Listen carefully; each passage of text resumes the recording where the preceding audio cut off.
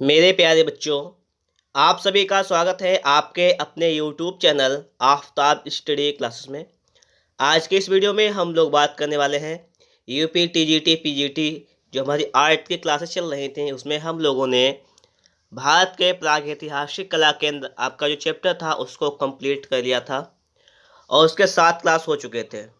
ठीक है, और आज हमारा ये क्लास नंबर 8 है और इस क्लास में हम लोग सिंधु घाटी सभ्यता की कला सिंधु घाटी सभ्यता की कला इसमें मुख्य रूप से आपका आता है हड़प्पा, मोहनजोदड़ो, लेकिन इसमें लोथल, कालीबंगा, धोलावीरा वगैरह आपके और भी केंद्र आ जाते हैं। ठीक है, उन सभी को यहाँ पर हम लोग कंप्लीट कर लेंगे इस चैप्टर के अंतर्गत। तो हमारा ये 8 नंबर क्लास है, इसको आप लोगों को सही तरीके से समझना है और इस वीडियो में आप लोगों से पहले चैप्टर के क्वेश्चन में पूछूंगा, उसका भी आपको जवाब देना है। तो शुरू करते हैं। यहाँ पर सबसे पहले समझ लीजिएगा, लिखा हुआ है सिंधु घाटी सभ्यता की कला। काल कौन सा रहा इसका? आद्य ऐतिहासिक काल। कौन सा काल रहा? आद्य ऐतिहासिक काल। इसका समय क्या माना जाता है? 2300 ईसा पूर्व से 1750 ईसा पूर्व तक इसका समय माना गया। अलग अलग विद्वानों ने इसका समय अलग अलग माना है। जैसे प्रोफेसर मार्शल ने इसका समय माना है 3200 ईसा पूर्व से 1700 ईसा पूर्व। क्या? 3200 ईसा पूर्व से 1700 ईसा पूर्व। ये किसने माना है? ये माना है प्रोफेसर मार्शल ने। अर्नेस्ट मैक ने माना है 1700 ईसा पूर्व से लेकर 2700 ईसा पूर्व से लेकर 1700 ईसा पूर्व। पहली तो आपको ये बात समझनी है कि सिंधु घाटी सभ्यता के कला में इसको क्या कहा जाता है? ये आद्य ऐतिहासिक काल की कला हो गई। दूसरा पॉइंट हो जाएगा, समय सीमा क्या रही है? 2300 से 1750 रही है। प्रोफेसर मार्शल के अनुसार 3200 ईसा पूर्व से 1700 ईसा पूर्व और अर्नेस्ट मैक के अनुसार 2700 ईसा पूर्व से 1700 ईसा पूर्व। चलिए आगे देखते हैं। सिंधु सभ्यता की खोज किसने की थी? दयाराम साहनी और आर डी बनर्जी ने। आर डी बनर्जी मतलब राखाल दास बनर्जी। सर जॉन मार्शल के निर्देशन में की गई थी। क्वेश्चन अगर पूछा जाए कि सिंधु सभ्यता की खोज किसके निर्देशन में की गई थी तो आप बताएंगे सर जॉन मार्शल। इसके प्रमुख नगर कौन कौन से थे सिंधु सभ्यता के? तो प्रमुख नगर थे आपका मोहनजोदड़ो, हड़प्पा, जो कहाँ पड़ते हैं वर्तमान में? पाकिस्तान में। क्लियर हुई बात? और आपको विशेष रूप से इन दो चैप्टर का दिया गया है, मोहनजोदड़ो का दिया गया है, हड़प्पा का भी दिया गया है विशेष रूप से। लिपि कौन सी थी सिंधु सभ्यता की? चित्रात्मक या चित्राक्षर इसकी लिपि थी। इनमें से कोई सा भी मिल सकता है, चाहे आपको चित्रात्मक मिल जाएगा और चाहे चित्राक्षर। और लगभग 400 चिन्हों का प्रयोग किया गया। पूछा जाता है कि सिंधु सभ्यता में जो लिपि थी उसमें कितने चिन्हों का प्रयोग किया गया या अक्षरों का प्रयोग किया? तो लगभग 400। ठीक है, आसपास संख्या हो सकती है, 400 से प्लस में हो सकती है थोड़ी, या 400 से कम में भी हो सकती है, तो लगभग 400 मान के चलेगा। सिंधु सभ्यता को हड़प्पा सभ्यता भी कहते हैं और यह कांस्य युगीन सभ्यता भी है।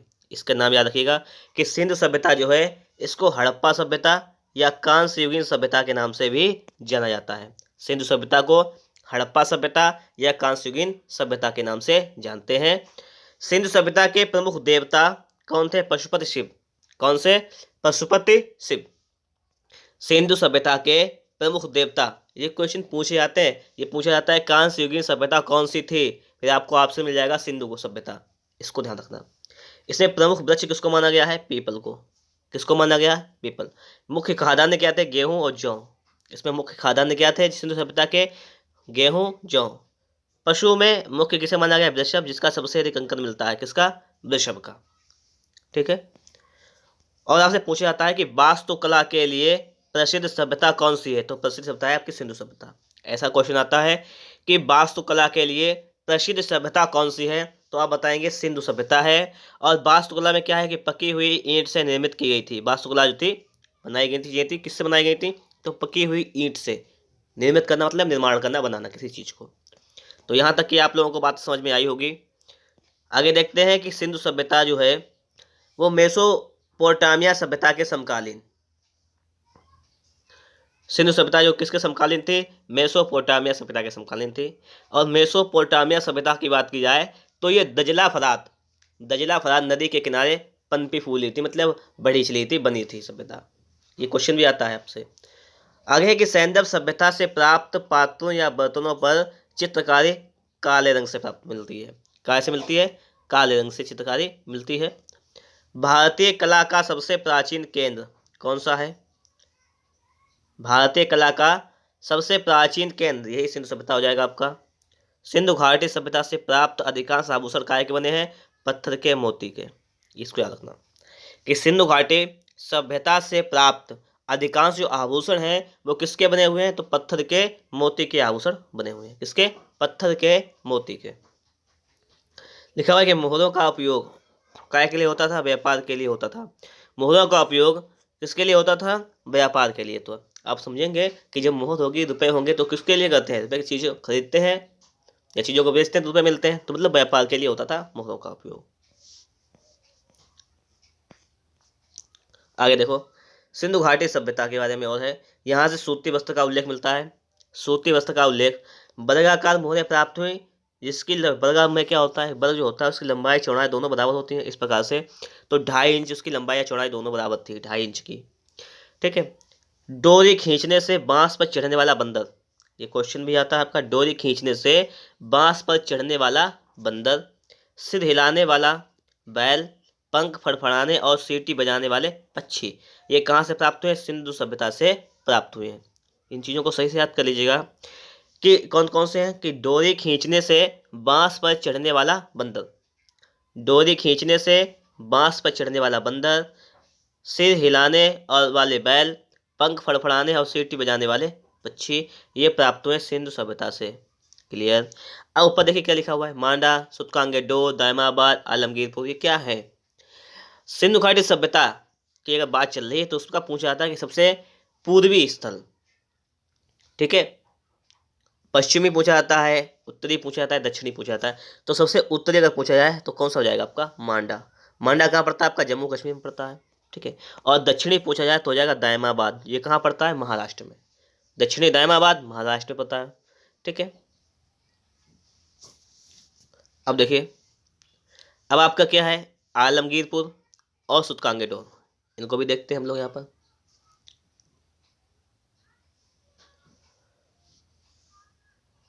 सुतकांगेडोर हो जाएगा आपका। ये किधर पड़ता है? अब देखिए, ये पड़ता है पाकिस्तान में सुतकांगेडोर। ठीक है। और आपका आलमगीरपुर कहाँ पड़ता है? उत्तर प्रदेश में पड़ता है। तो ये इसके 4 केंद्र जाएंगे। ठीक है। अब देखना है आपको आगे, देखिए क्या है यहाँ पर। मनोरंजन के साधन। सिंधु घाटी सभ्यता के लोग थे, सिंधु सभ्यता के लोग, उनके मनोरंजन के क्या क्या साधन थे? तो देखिए, पासे का खेल था, नृत्य था, शिकार, पशुओं की लड़ाई, ये था। ये चीज़ें थी उनकी मनोरंजन के साधन। पासे का खेल, नृत्य, शिकार, पशुओं की लड़ाई। आगे बात करें तो लिखा हुआ है मेसोपोटामिया की सभ्यता दजला फरात नदियों के दोआब में पनपी थी। ये बात मैं आपको पहले बता चुका हूँ, जहाँ पर मैं मेसोपोटामिया की बात आई थी, मैंने बताया था आपको कि दजला फरात नदियों के बीच में पनपी थी। तो हो गया।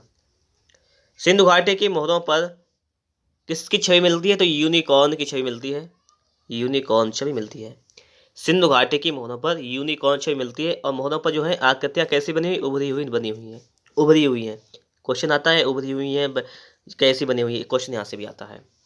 वृषभ मोहर जो है वो किससे बनी हुई है? सेल खड़ी से बनी हुई है। ये भी क्वेश्चन आपका आता है कि वृषभ जो मोहर है वो किससे बनी हुई है? मिट्टी से, सेल खड़ी से, लोहा से, इस प्रकार से आता है क्वेश्चन। ठीक है।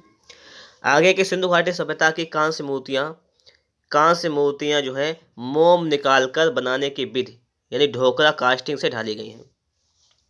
मोम निकालकर बनाने की विधि जो है ढोकरा कास्टिंग, किस विधि से बनाई गई है? जब क्वेश्चन पूछता है तो ढोकरा कास्टिंग से बनाई गई है। सिंधु घाटी से प्राप्त अलंकृत मधुबंडों पर बने अलंकरण किस आकृति से बने हैं? ज्यामितीय आकारों में बने हैं। ये भी क्वेश्चन आपका पूछा गया एग्जाम में है, इसलिए इन क्वेश्चनों को सही तरीके से समझने का प्रयास कीजिएगा कि सिंधु घाटी से प्राप्त अलंकृत मधुबंडों पर बने अलंकरण यानी ज्यामितीय किस आकार में बने हैं? ज्यामितीय आकारों में बने हैं। तो आपको ये बात समझ में आई होगी। थोड़ा सा एक बार देख लेते हैं हम लोग फिर से यहाँ पर क्या है।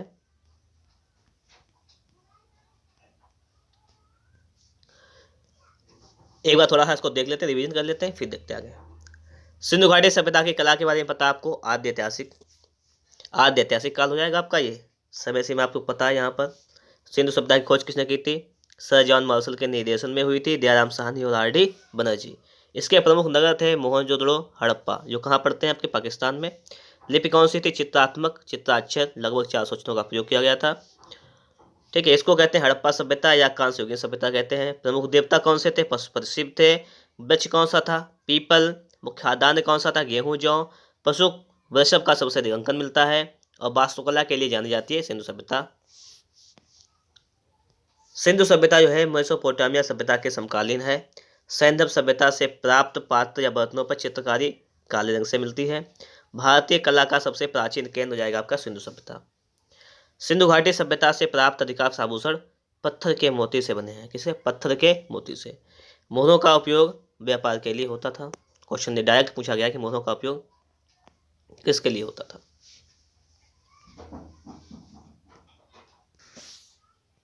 तो आप लोगों ने यहाँ तक की सारी चीजें समझ ली हैं। सिंधु घाटी सभ्यता से सूत्री वस्तुओं का उल्लेख, वर्गाकार मोहरें प्राप्त हुई हैं।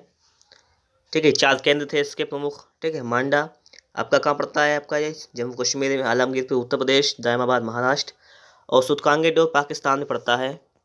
ठीक है, ये आपका पड़ता है उत्तर में, उत्तर दिशा में। ये आपका दक्षिण में। ठीक है, ये आपका पश्चिम में पड़ता है। ये आपका पूर्व में पड़ता है। ठीक, और ये चीज़ आपने सीख ली है, पहले ही बता दिया आपको। डोरी खींचने से, बांस पर चढ़ने वाला बंदर, से हिलाने वाले बैल, पंख फड़फड़ाने और सीटी बजाने वाले पक्षी सिंधु सभ्यता से प्राप्त हुए हैं। मनोरंजन के साधन आपके पास का खेल, नृत्य, शिकार, पशुओं की लड़ाई प्राप्त हुई है। मेसोपोटामिया की सभ्यता दजला, फरात, ये नदियां हैं, यहाँ के दुआ में पनपी है। इसके मोहरों पर यूनिकॉर्न छवि मिलती है। आकृतियाँ उभरी हुई निर्मित हैं। ठीक है, वैश्य मोहर है जिस पर सैलखड़ी से निर्मित है। सिंधु घाटी सभ्यता की कांस्य मूर्तियाँ मोम निकालकर बनाने की विधि क्या कहते हैं? ढोकरा कास्टिंग से ढाली गई हैं। सिंधु घाटी से प्राप्त अलंकृत भंडों पर बने अलंकरण जो हैं ज्यामितीय आकारों से बने हैं। सिंधु घाटी के बारे में रहा। अब हम लोग यहाँ पढ़ेंगे हड़प्पा के बारे में। ठीक है, हड़प्पा में खुदाई दयाराम साहनी ने 1921 ईस्वी में करवाई थी। हड़प्पा का समाज कैसा है पूछा जाता है, तो है मात्र सत्तात्मक। समाज कैसा है हड़प्पा में? मात्र सत्तात्मक। स्त्री के गर्भ से निकलता हुआ पौधा कहाँ से मिला है हमें? हड़प्पा से मिला है। स्त्री के गर्भ से निकलता हुआ पौधा हड़प्पा से मिला है, और जिसे क्या कहते हैं? उर्वरता की देवी कहा गया है। क्वेश्चन पूछा जाता है आपसे, वही है, उसी प्रकार से लिखा हुआ कि स्त्री के गर्भ से निकलता हुआ पौधा कहाँ से मिला है? तो हड़प्पा से। और इसे क्या कहते हैं? जिसे उर्वरता की देवी कहा गया है। बहुरंग के चित्रित पात्र कहाँ से मिले हैं? हड़प्पा से। बहुरंग के चित्रित पात्र मिले हैं हड़प्पा से। ठीक है, ये काय पर निर्मित है? ये चाक पर निर्मित है। पात्र जो है बर्तन चाक पर निर्मित। चाक जानते हो क्या होता है? चाक पर जो बर्तन बनाने वाला होता है, चाक पर ही घुमा घुमा के उसको बर्तन बनाए जाते हैं। चाक पर रखकर चलाया जाता है, फिर बर्तन बनते हैं, वही चाक होता है। हड़प्पा मोहरों पर सबसे अधिक अंकन किसका मिलता है? वृषभ का। ये तो है, एक संगी वृषभ का हो जाएगा। एक मुद्रा पर पैर से सांप को दबाए गरुड़ का चित्र कहाँ से मिला है? एक मुद्रा है, मुद्रा पर जो है पैर से सांप को दबाए, गरुड़ है, एक पक्षी है, वो पैर से जो सांप को दबाए है, वो चित्र कहाँ पे मिला है? कहाँ से मिला है? हड़प्पा से मिला है। हड़प्पा टीले का पता किसने लगाया था? कनिंघम ने लगाया था 1878 ईस्वी में। हड़प्पा टीले का पता कनिंघम ने 1878 ईस्वी में लगाया था। अब आगे देखिएगा, माँ के साथ जुड़वा बच्चों की मूर्ति कहाँ से मिली है? हड़प्पा से मिली है। ये भी क्वेश्चन आपका है। माँ के साथ जुड़वा बच्चों की, बालकों की मूर्ति या बच्चों की मूर्ति कहाँ से मिली? हड़प्पा से मिली है। हड़प्पा में मिट्टी के बर्तनों पर किस रंग का प्रयोग किया गया? तो यहाँ पर क्या है कि काले रंग से चित्रकारी की गई और लाल रंग का लेप की पूछे बात तो लाल रंग से लेप किया गया और चित्रकारी काले रंग से की गई। हड़प्पा में क्या था कि यहाँ पर नगर नियोजन की व्यवस्था थी। सूती कपड़े का टुकड़ा हड़प्पा से मिला है। पक्षी का पिंजड़ा कहाँ से मिला? हड़प्पा से। और ये पक्षी का पिंजड़ा वाला जो क्वेश्चन है पूछा भी गया है कि पक्षी का पिंजड़ा कहाँ से प्राप्त हुआ है, तो पक्षी का पिंजड़ा वाला क्वेश्चन आपसे पूछा भी गया, इंपॉर्टेंट क्वेश्चन है, ये प्राप्त हुआ है हड़प्पा से। हड़प्पा से प्राप्त प्रसिद्ध मूर्ति जो है पुरुष का धड़ मिला है, जो लाल चूना पत्थर से बना है। हड़प्पा से प्राप्त प्रसिद्ध मूर्ति पुरुष धड़ जिसे कहते हैं, वो लाल चूना पत्थर से बना है। तो यहाँ पर हम लोगों ने हड़प्पा के बारे में पढ़ लिया है। अब देखिए आपको बात थोड़ी समझना है, थोड़ा सा हम लोग करेंगे, अब थोड़ा सा रिवीजन करना है, थोड़ा सा हम पीछे का इन चीज़ों को फिर भी आपको याद रखना है कि पक्षी का पिंजरा कहाँ से मिला है, हमें हड़प्पा से मिला है। निर्जन की व्यवस्था सबसे बेहतर कहाँ पे थी, तो आप बता देंगे हड़प्पा में थी। हड़प्पा टीले का पता किसने लगाया था, कनिंघम ने लगाया था। ये बहुत इंपॉर्टेंट क्वेश्चन है आपका, ठीक है। सारी इंपॉर्टेंट क्वेश्चन को यहाँ पर नोट किया गया है। एक मुद्रा पर पैर से सांप को दबाए गरुड़ का चित्र कहाँ से मिला, हड़प्पा से मिला है। हड़प्पा मोहरों पर सबसे अधिक अंकन है, एक संगी वृषभ का। बहुरंग के चित्रित पात्र हड़प्पा से हैं। और स्त्री के गर्भ से निकलता हुआ पौधा हड़प्पा से है।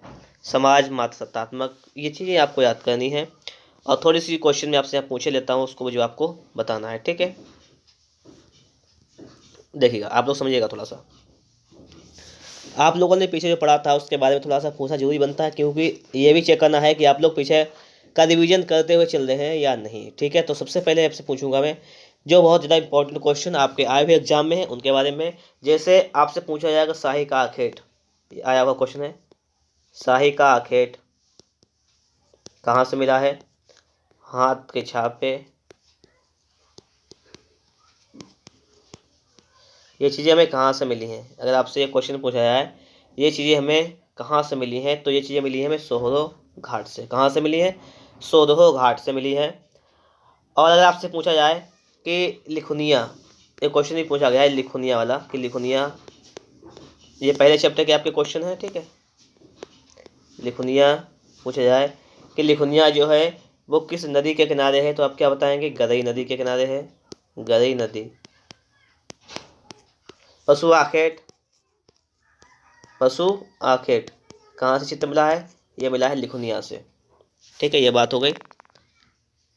और अगर आपसे आगे बात की जाए, एक क्वेश्चन आपको बहुत बार मैं बताया है कि घायल सुअर, क्या बताया है, घायल सुअर, ये कहाँ से इसका चित्र मिला है, इसका चित्र मिला है भलडारिया से। कहाँ से, भलडारिया से।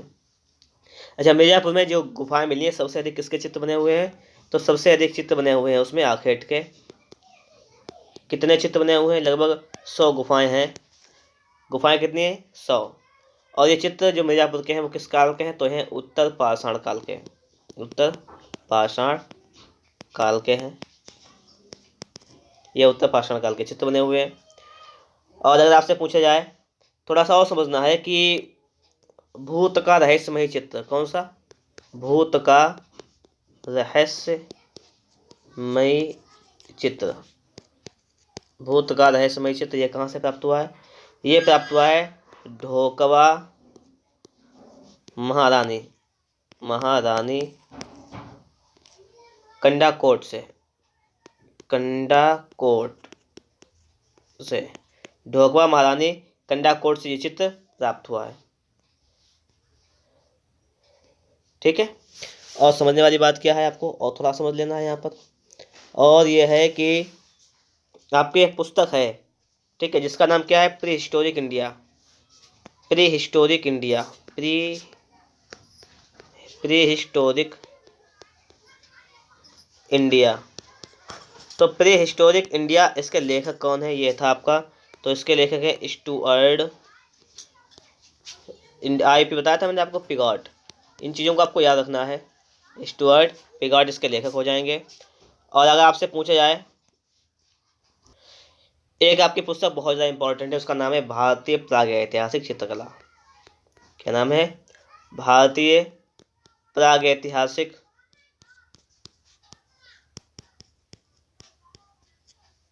चित्रकला।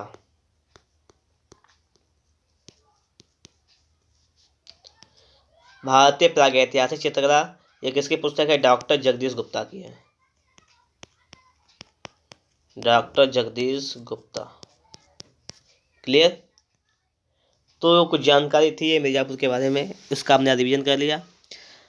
आगे की वीडियो में हम पीछे चीज़ों का रिवीजन करते हुए चलेंगे, ठीक है। आपको टेंशन नहीं लेना है, चीज़ों को सही तरीके से हम लोग कंप्लीट करते हुए चलेंगे। आपका काम है आप चीज़ों को नोट्स बनाते रहिएगा, अच्छी तरीके से नोट करते रहिएगा और सारी चीज़ों का रिवीजन भी करते रहिएगा, क्योंकि जब भी वैकेंसी आएगी, पहली बात तो आपकी जो 2022 में वैकेंसी आई थी उसका एग्ज़ाम नहीं हुआ है, तो पहले तो उसका एग्ज़ाम होगा, और उसके बाद में जब वैकेंसी आएगी, जब भी आए 1 साल बाद 2 साल बाद, तो आपकी तैयारी बहुत बेहतर हो जाएगी। क्लियर बात है।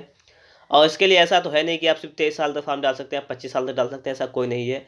इसके लिए एज लिमिट जो है 21 से 59 तक है। आप कभी भी फॉर्म डाल सकते हैं और कभी भी आप लोग पेपर निकाल सकते हैं 21 से 59। तो अगर आप लोगों ने इरादा कर लिया टीचर बनने का तो बन तो जाएंगे 100%। इसमें कोई अगर ये नहीं है कि आप नहीं बन सकते, ऐसा तो है ही नहीं। नहीं का तो कोई नाम ही नहीं है, क्योंकि इसके लिए एज लिमिट बहुत है 59 तक, लास्ट एज तक आप बन सकते हैं, नो प्रॉब्लम है। 60 में रिटायरमेंट होता है आपका, और 1 साल पहले तक अगर आप चाहें तो टीचर बन सकते हैं। मतलब क्या है कि इसके लिए आपको एज की टेंशन नहीं लेनी है। आप मान लीजिए आप तैयारी करते हैं, तैयारी करने के बाद आपने एग्जाम दिया, आपका एग्जाम मान लीजिएगा थोड़ा रह गया, नहीं निकल पाया एक बार में, 10 क्वेश्चन से आप रह गए, 5 क्वेश्चन रह गए, तो आप जब दोबारा प्रयास करेंगे तो आपकी तैयारी तो पहले ही हो चुकी होगी, फिर थोड़ा सा आपको गहराई से देखना होगा एक बार, और फिर अगला बार आपका एग्जाम निकल जाएगा। तो मेन चीज़ क्या है, ये नहीं आपको हारना नहीं है, आपको लगातार इसे प्रयास करना है, तभी आप सक्सेस हो जाएंगे। इसमें कोई आपकी प्रॉब्लम नहीं आने वाली। बात समझ गए होंगे। वीडियो अच्छा लगा हो तो उसे एक बार लाइक तो बनता है, लाइक कर दीजिएगा। चैनल पर नए हैं, सब्सक्राइब नहीं किए तो सब्सक्राइब भी ज़रूर कर दीजिएगा। मिलेंगे आपको एक नेक्स्ट वीडियो में नेक्स्ट टॉपिक के साथ।